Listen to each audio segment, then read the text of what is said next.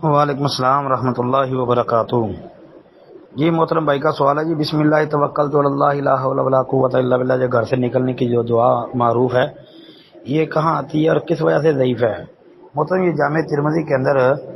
3426 number پر آتی ہے، یعنی 3426 نمبر پر یہ موجود ہے، اور سند کے اندر ابن جریج ہے جی، وہ تدلیس کر رہا ہے، مدلس راوی ہے نا۔ ہاں، حدثنا ابن جریج ان اسحاق بن عبداللہ بن ابی طلحہ،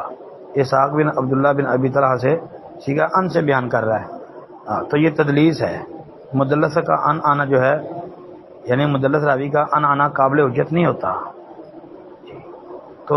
شیخ زبیر علی رحمۃ اللہ علیہ نے جو یہ لکھا نا کہ مقدسی کی المختارہ کے اندر یہ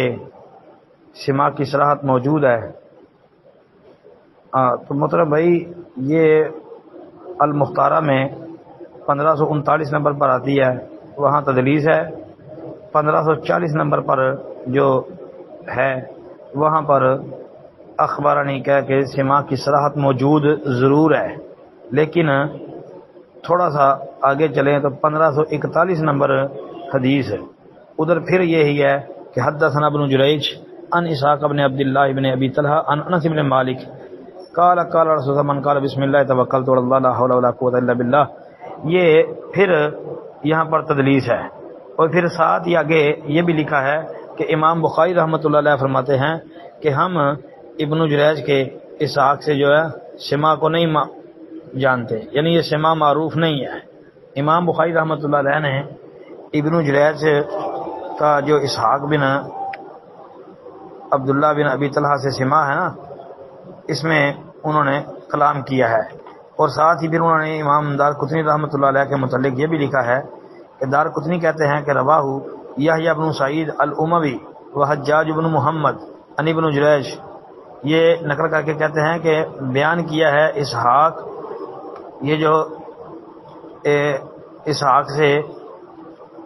سماع کی صراحت ہے نا، ساتھ لکھتے ہیں وصحیح ان ابن جریج لم یسمعہ من اسحاق، یعنی امام دارقطنی کے نزدیک بھی صحیح اور راجح بات یہی ہے کہ ابن جریج کا اسحاق بن عبداللہ بن ابی طلحہ سے سماع نہیں ہے، تو لو سماع ہے ہی نہیں، اس لیے یہ روایت